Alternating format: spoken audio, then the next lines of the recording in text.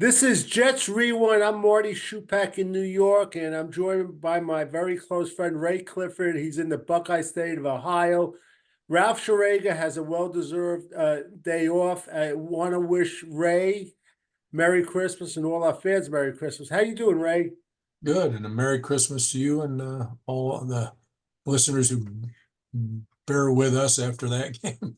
Yeah, no, Oh, listen, it's like both teams wanted to give it away, and I just tell you because I know we both were not 100% in tune to the game. I was at a relative's house in Connecticut. By the way, Jets Rewind fans, 2.5 hours ago, I was driving down from the central Connecticut, coming back here trying to do the show. So special thanks for Ray for on the spur of the moment coming through. But anyway, they were nice enough where I was. There were about 10 or 12 people.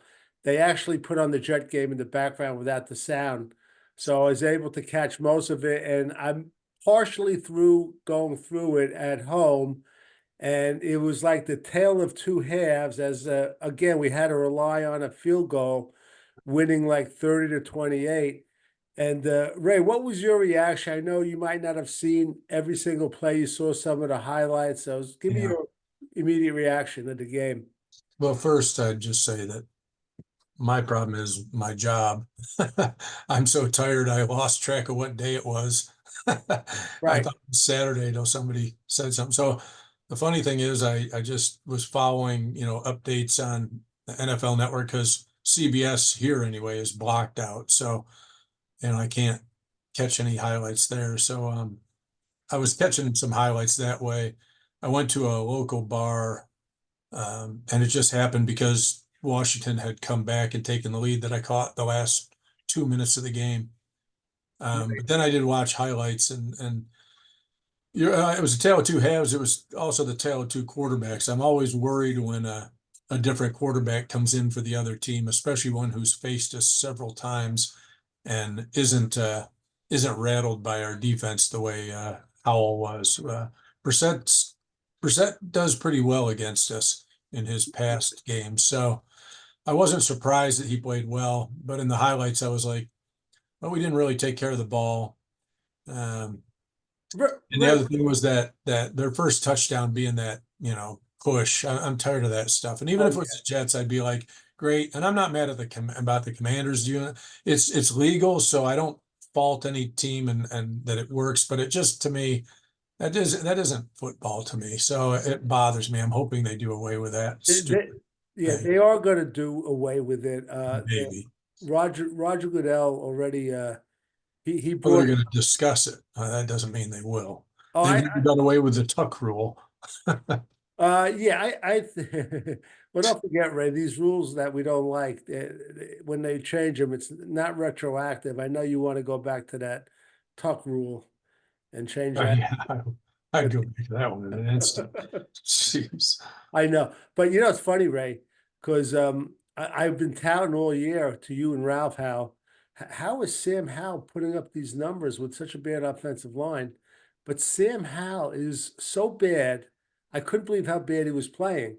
In fact, I was actually hoping, Ray, and I relate this to baseball. When I know a pitcher's doing really lousy, and let's say you're losing, like you're winning 5-0, I always say to myself, let the other team score a run and have that pitcher pitch a complete inning, no runs. I was hoping he would have driven him down on a long drive and settled for a field goal. But look, in one way, the coach who Rivera is going to be gone. I mean, he made the right move, but I can't understand what he did at the end of the game. Right, he was given everything underneath, Yeah. and we were taking it, and that's how we won the game. Maybe he didn't get his people didn't tell him how good Zuerlein was, but you can't play a prevent defense you have a guy like Zuerlein if 3 points are going to win the game. Yeah. Well, the old saying, prevent defense prevents you from winning. And that was a classic case of it where they just, and I agree. I'm like, we only needed field goal range. We didn't need to score a touchdown. So why are you playing like you want to keep them out of the end zone instead of keep them out of field goal range? And well, Becton got a holding and they almost did anyway, but Right. Yeah, But still, we moved the ball up far enough with, the short passing. And, we had a hand in that comeback plenty, the bad snap to Simeon caused that one fumble, which led to the push touchdown.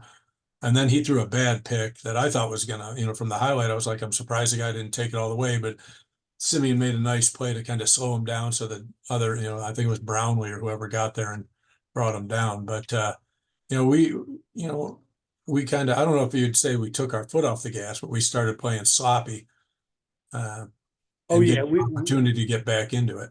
we did, and we've heard like from the beginning of the year how the Jets defense is like the Browns. What was it, 85? Is that the No, the Bears 85. Bears 85? Sorry, I got the Browns on my Yeah, mind. the Browns are good enough, but they aren't that good. Yeah, which is Thankfully. the Joe Flacco Browns.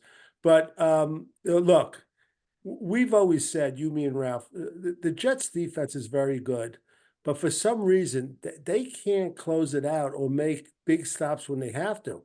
No. It's just unbelievable. The one game, and there were a couple of games, but the game against Philadelphia where Hurts should never have passed the ball and we intercepted.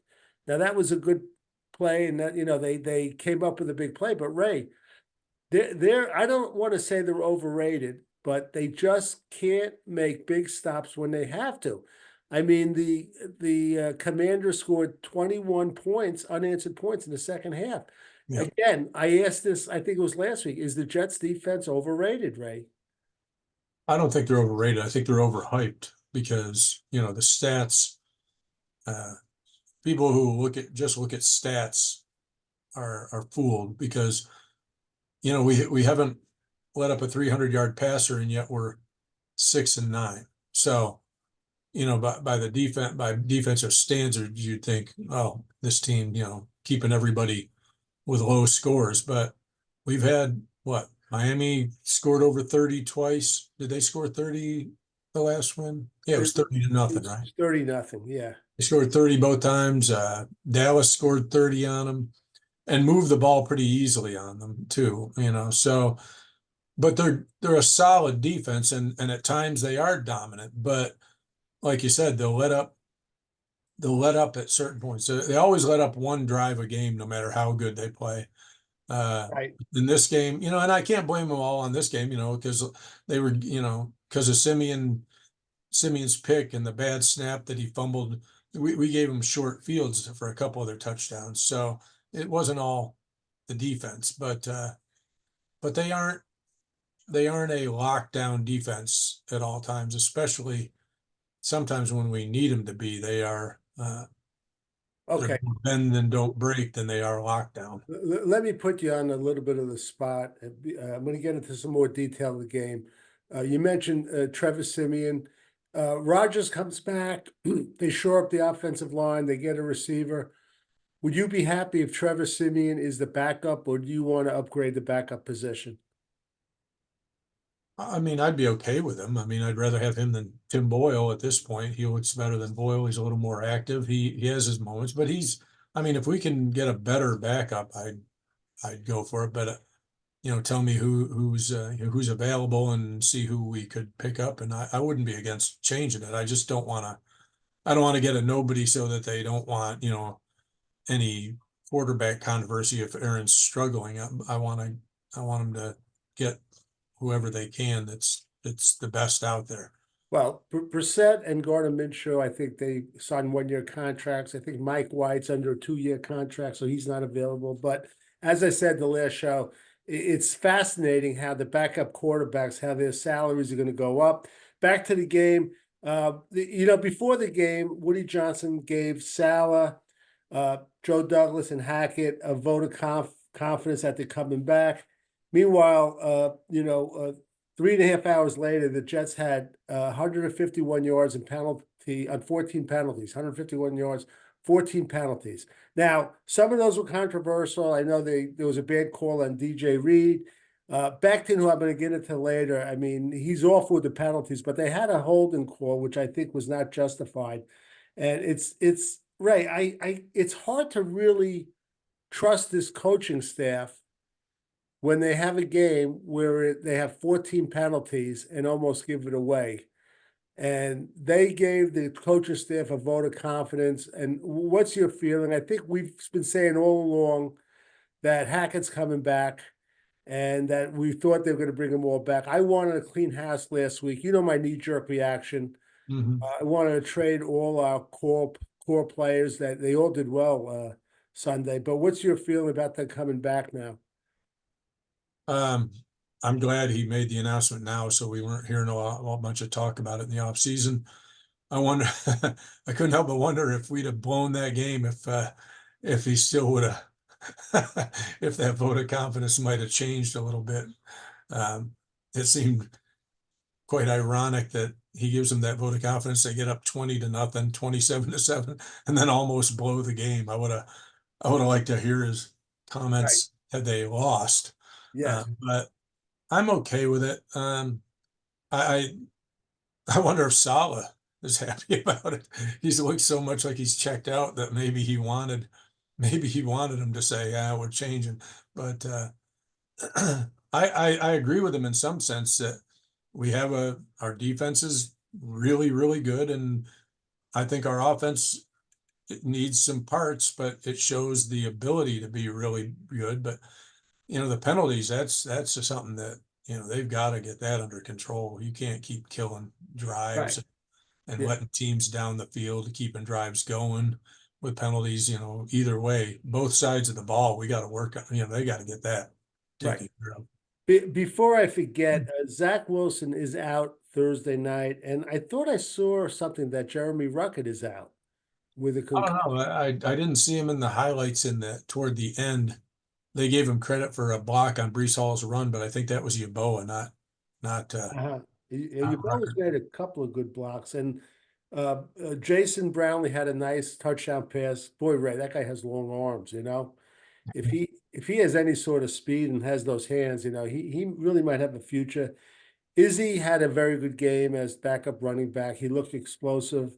And I was going to talk about Carter Warren and Jake Hansen because if the next two games are important for anyone, I think it's as important for Carter Warren, who is I guess, our fourth round draft pick out of Yeah, I believe so. Pittsburgh, and this guy Jake Hansen, who 2 weeks ago impressed me. Last week he was awful, but against Miami, the whole offensive line, they didn't show up. I'm going to be keeping my eyes on those two guys, and one of the reasons, Ray, is because I keep going back and forth. We're going to be picking anywhere, I guess, from 6 to 12, depending upon how we finish up. And let me ask you this: do you want to win the last two games? What's your feeling? Um, I want to win one of the last two games. No, I mean, as far as are you in like a tank mode, or do you want to win for the sake of Well, winning? yeah, I am to a point, but I'm not expecting to beat Cleveland. And I don't care what our record is. I'd want to send Bill off on a note of just I hope we demolish the Patriots. I'm glad they beat Denver to have some kind of confidence going because I just feel like they're gonna if they were on a big losing streak, their big thing would be let's send Bill off in style. But so I'm kind of glad they won that game. But either way, they're going to be doing a farewell Bill game, and we've got to play it like it's a playoff game and go in there and try and whip his rear end. Is the expression going into the last two games? Yes, we want the Jets to win the game because it's important to learn how to win. Is that expression "learn how to win" over spoken, or is it overhyped, or do you think there is? I don't think you learn how to win in the last game or two of the year. I think you learn how to win in the preseason, in the training camp, and you learn especially in the first, you know, half of the season when you're trying to stay in it. The farther you get out of it, I think um, the less intensity is there. Right. Uh, but I mean, it's you got to play it like they're all important. So I'm not saying there's no importance that you can't learn anything, but I don't think you get the same because especially when you get a game like this where it's Washington and us. Okay, you're playing more for pride. There isn't the intensity. The guys aren't going at it full bore, even though they're trying to, but there's a big difference between when there's a playoff game on the line and when it's a draft position on the line, how hard you go at it. So Right. I think you learn more early in their year when everybody's in it, and when you can it makes a difference on how the season might play out. And Ray, Ralph's favorite, Quincy Williams, had held on to an He interception. did. He looked great, and he had 10 tackles. And people send me different things, and it's unconfirmed, but this sounds pretty good. It says linebacker Quincy Williams became just the second player in the NFL this season to record 8+ tackles, 2 tackles for loss, an interception, and 2 passes defense in a single game. So I guess he was pretty good on coverage.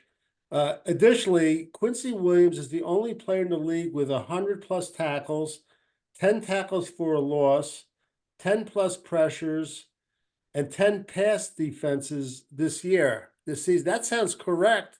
And if that is, he's the only player, that's great. I mean, Yeah. when you look at what they signed him for, Ray, I think they got a bargain, really, Oh, they did. As a matter of fact, he wasn't happy. He thought he should have gotten more. But and I think if he'd have had this kind of year last year, he probably would have gotten a lot more. But he's put in the work. He said he wants to be an all-pro. He wants to do it, and I think he will be this year. And the good thing for him is, as bad as the Jets as a team are, their defense is highly respected, and he's part of the reason. And so being in New York helps. Those stats help. So I definitely think he'll be a Pro Bowler, and I hope he's an all-pro. Right, right. I want to go over some individuals. Joe Tippmann, somebody sent me something that he had 0 pressures on 55 pass blocking snaps against Washington. That sounds like it's too much. Does that mean passing attempts? Pass blocking snap? I don't care. Doesn't Did matter. we throw it that much? Uh, did we? It wouldn't. I would think when you're up 20-0 and 27-7, you aren't Well, throwing. he was 27 for 49. So maybe So someone, then it would maybe have been 0 and 49 pass. Yeah, I don't, but he allowed 0 pressures. It's the 4th start of the That's season where he allowed 0 pressures. Remember, we were dying for them to play him yeah. first 4 We games. didn't think he'd play at center. We were thinking he was going to go in at guard and Right, we were going crazy, turn and his chops there. it says it's the 4th start with 0 pressures. It's the most by a Jets rookie offensive lineman since Nick Mangold in 2006 in 12 games. So Yeah. that's looking good for the future. And I Yes. mentioned Carter Warren. It's too early to tell. Keep in mind, Carter Warren didn't play his senior year at Pitt. He was injured. He didn't play most of the season this year. He was awful against Miami, but he's had a few good games. He looks like he could be something. Okay, someone else also sent me something that Sauce Gardner since week 3 has only allowed 18 receptions for 150 yards and no touchdowns. I guess that seems about right. Remember, we were on him the first couple of games of the year, Yeah. I mean, he tackling and everything else. wasn't Sauce from last year, the first 5-6 games. Right, right. This leads me to Brees Hall, and the guy to me was unbelievable. He was ridiculous, and to me the most impressive play was that I guess it was the screen pass 2 yards, and he torqued his body over the pylon. Yeah, oh yeah. He And got the I ball didn't in think there. in real time I didn't think he made it. To be honest with you, I didn't think it was a touchdown. I thought, I wasn't sure, but when I saw the replay, I know it ended up being called a touchdown, but I wasn't sure if they had to bring the ball over or inside the pylon. He kind of went around the backside and then dropped it in the end zone. Right. I didn't know if that counted. That's Yeah. why I was Yeah. wondering how But that played out. he looked like the regular Brees Hall. I mean, for a number Yeah. of weeks where I kept saying it doesn't look right, something's wrong. He's going down, it seems like as soon as a defensive lineman like breathes on him. But every time there was a sliver of space, he got in, he looked good. Yeah. He rushed for 95 yards and he caught 96 yards passing. That's a hell of a game, 2 Uh, touchdowns. and I sent you that little thing on guys who have done that. And he's like, Oh, was that you that sent me? that little Okay, picture there of all the guys who have done that in their career. right, And right, most of the others had like been playing for years. And that's his second. I think the number one was, who was it? Was in first with 3 times they've done it. And he's done it twice, and all the others had been more right. like guys who'd either retired or have been playing for Yeah. several years. But Ralph even comment on that yeah, but he still hasn't had the year we No, expected. He hasn't, he's not even close. But yeah, still, that's pretty impressive that he's done that. yeah, and he did look good this past game and the game before, or was it 2 games before? It gives us to leads me to Garrett Wilson, who had 9 catches for 76 yards. And right now, Garrett Wilson for this season is at 88 receptions, 958 yards. And he came out publicly, said he wants to make sure he gets 1,000 yards. And unless there's an injury, Oh yeah, I think that's almost a lock. yeah, yeah. I mean, And again, he looked incredible. Sometimes the way he could extend plays, and it looks like he's also an incredible trash talker. Because I've never seen a guy stay with on the field for so long, trash talking. Ray, what was your opinion on Garrett Wilson? yeah, I mean, I think he's about as consistent as can be if they can, if they can get him the ball. I know he had a little try. I'm interested to see the second game with the Patriots to see if he can do any more again. That I think that's the DB that played him the toughest. I can't think of his name, the DB for the Patriots, if he's not hurt, which I Oh, don't. he's hurt. It was the rookie. Oh yeah, is he done for the year? He's done for the year. He was done Okay, like the well fourth. that's too He's bad. I wanted to see him go against him again, yeah. but he's as consistent as can be. Yeah, he drops a pass once in a while, and yes, he's fumbled a couple times, but as far as running patterns and making incredible catches, it doesn't change from game to game, and that he's a guy that I can't say that. When you said let's trade him, I was like, and then here's the thing about that too that I didn't get into when Go you ahead, said Jimmy. trade him was. Just let me just No, let me just interrupt you listeners. If you didn't hear, I went into one of my jerk reactions.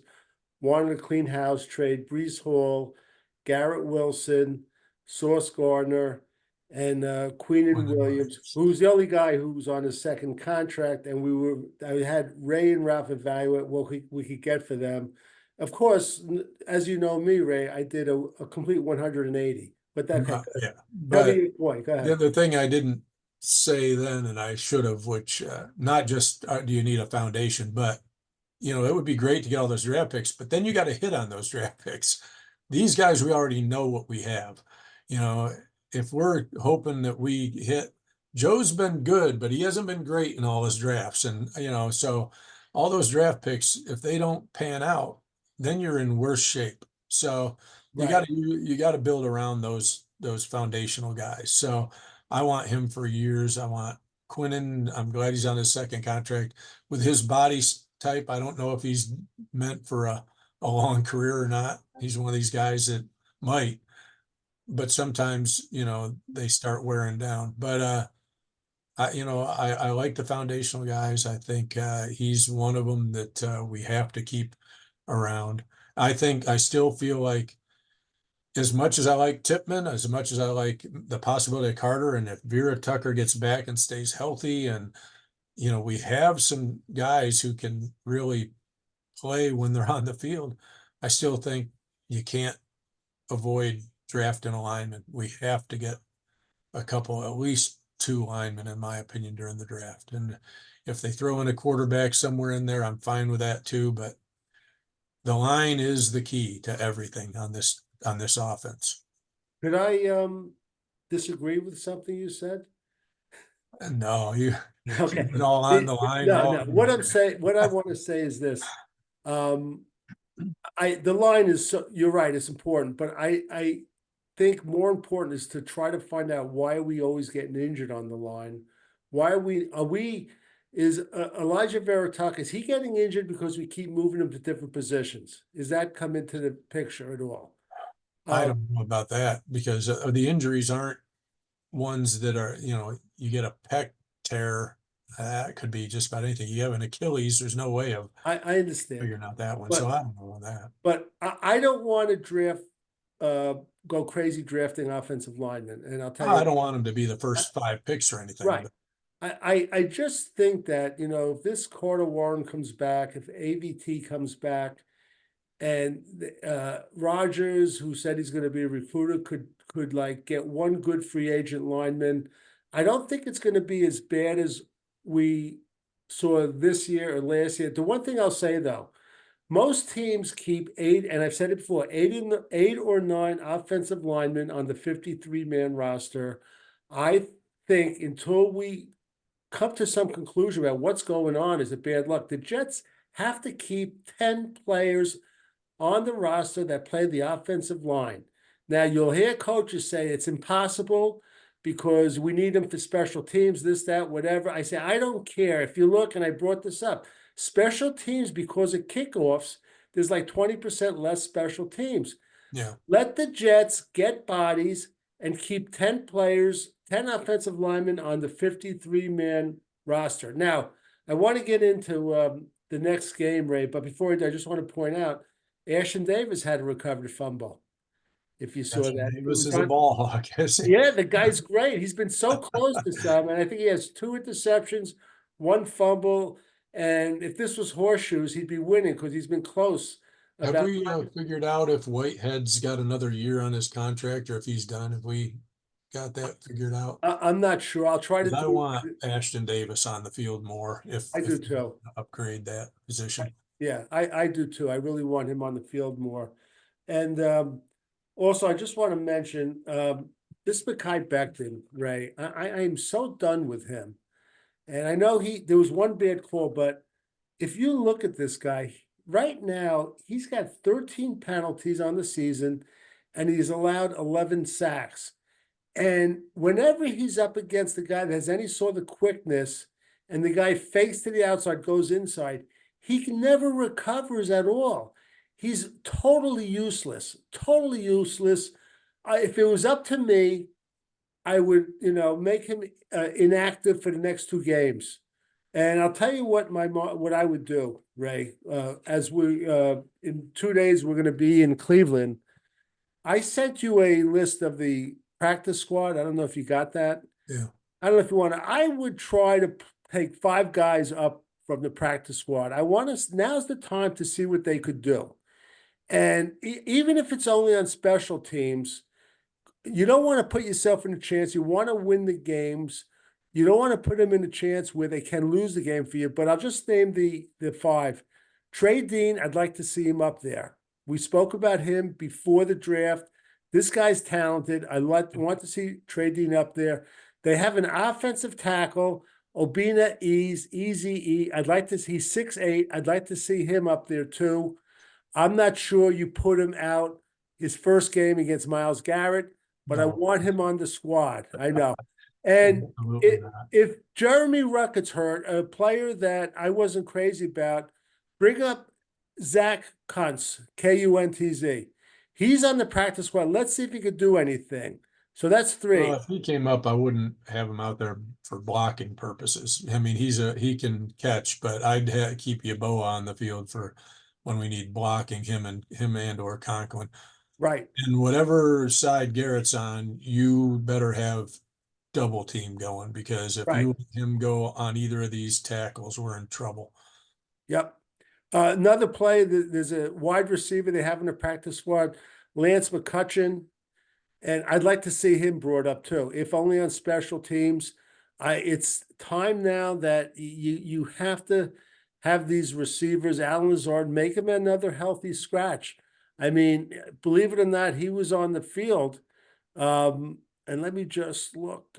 Let's see, because yeah, he was active, 0 catches, 1 target. Make him a scratch. I mean, you got to start treating this team that, everybody's making the same amount of money. I know in essence, sometimes you can't, but you have to. And the last play, they have a guy, Xavier Valade. And this guy is from Arizona State. he actually started, I believe, 46 or might be 39 college games. He's a running back. I would make Cook a healthy scratch. He's not coming back next year. Right. So that's what I would do. I don't know what you think about that, Ray. I don't want to, I'm not throwing it in. I'm not using it like it's the exhibition season, but I want to give these guys a taste up in the big show. And let's see, maybe we could see what we could do. Look, Jason Brownlee, they threw to him and he caught a nice little touchdown pass. So maybe we could see more. So what's your feeling the last two games about? It doesn't have to be all these players, but in general about bringing players up from the practice squad to see what they could do. Well, I'm okay with it, but I don't think, the Browns are the team to try it against as maybe the New England game. Not that I don't want to win the New England game, but it's kind of though, it's going to be the Bill going away present game. So the Patriots are going to be going all at it. But I wouldn't mind them getting a tie, but I think, especially if it's offensive linemen, uh, I think putting them in against Cleveland's not going to build them any confidence. That's for sure. Um, as far as the special teams, you're right. Zuerlein can just boot it out of the end zone every time, and we don't have to worry about them being on special teams as far as kickoffs. Now, punts would be a different thing, but they don't want to get anybody injured because they're on special teams when they usually aren't. Um, I like I like some of the linemen. I would like to see Trey Dean up. Really, I would like to see him up. I wish they'd never gotten rid of Craig James. I thought he showed potential, and I don't know if or where he got picked up, but I was disappointed they got rid of him. But I wouldn't mind them getting some of these guys some actual game action, Right. Yep. especially on a short week. So Yep. the guys are kind of worn out. Get some fresh guys in there.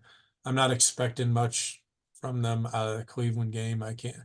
Cleveland's got a lot on the line, so they're going to be really, you know, they're not going to be taking their foot off the gas because it's the Jets and they're 6-9. They want to make the play. I'm not sure if they've clinched the playoffs. I don't think they have. I think Not yet. I they're don't right think there. they're So right there. it's a Yeah. big game for them.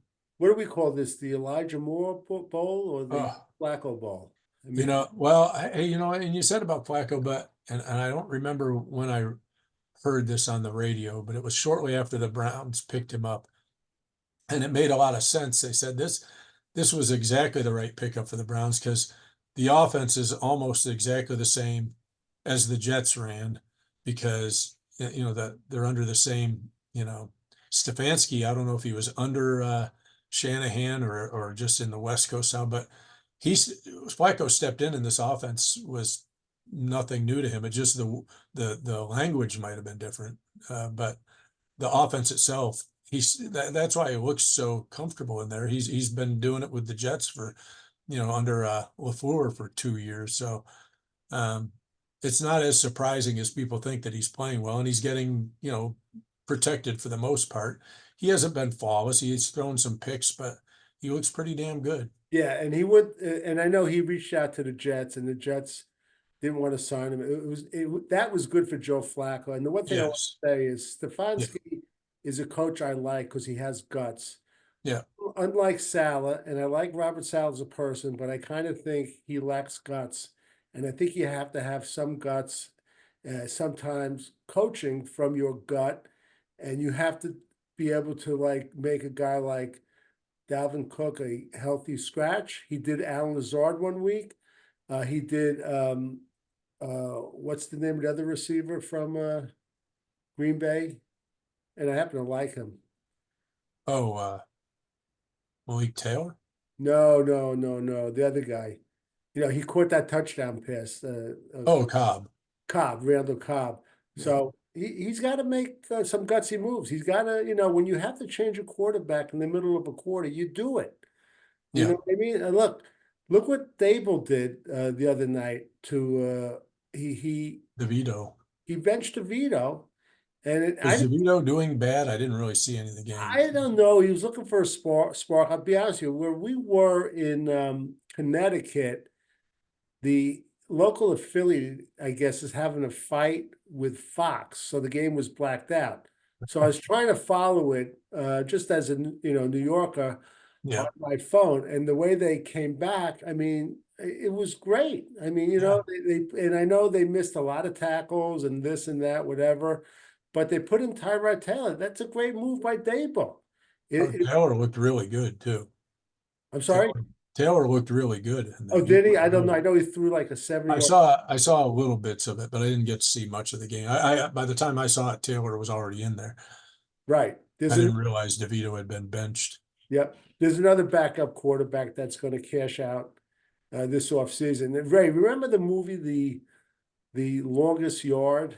Oh yeah. Well, the original, Either one. It doesn't matter. I didn't watch the Yeah. remake, but Do the you original. remember the movie from the 60s, The Longest Day, about World War II? No. Okay, anyway, there was this for Jet fans. I'm going to get into it after the list. It's going to be the longest off season. You're going to see how this thing drags. Well, Waited to get to the next season. So, but anyway, that's maybe the hype will be tempered a little bit. So even if Rodgers is yeah. coming back with the way our line is, unless we all of a sudden sign a couple all pros in the free agent derby, I don't think we have. How much room do we have in cap space, or will I we think have? 16 million right now, not a lot, but let's see what What are the moves happens. they're going to make? It's funny. I was going to ask you before the announcement. I was going to say, is there a better chance that Robert Saleh comes back or Ralph Schrager comes back to Jets Rewind? Which hopefully we have them both back. So That would have anything been a else? tough call back, before. Yeah. Anything else you want to add right before we close this out? No, other than, I don't know, I mean, I don't know if we're going to do a preview show, but I don't think the Browns are somebody we're going to upset or surprise. I think we're going to take care of business. This is kind of like the preview show because it's Thursday, it's Tuesday. Yeah. We won't be able to do it tomorrow. That's why I rushed to get it done.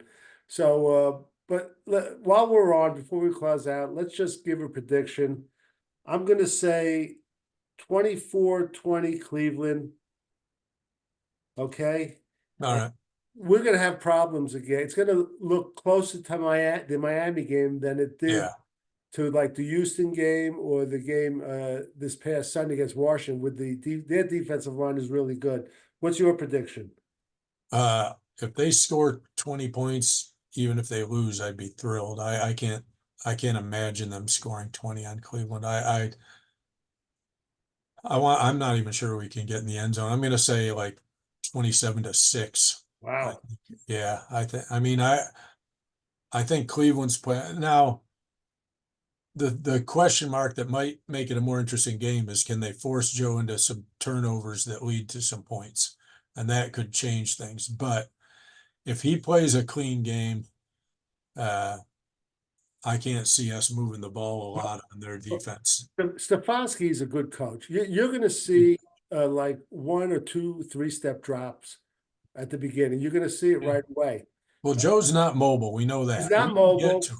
So if we can get to him and get some Right, turnovers, yeah, we could score or get a short field. We can get more than 6 points. But if they protect him, they are a really right, solid defense, and they've got a solid offense. Now Chubb is gone, but Kareem Hunt's been running the ball really well. But right.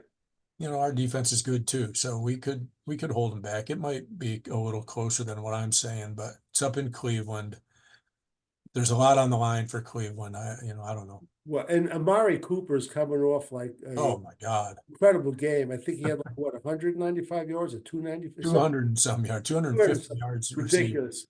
And I look, the Jets they don't flip flop. And I just want to mention that because I heard Jeff Urbridge say, sometimes he said something like it's too tedious or counterproductive when you keep flipping the defensive backs from side to side. I don't kind of agree with that. How do you feel about that, Ray?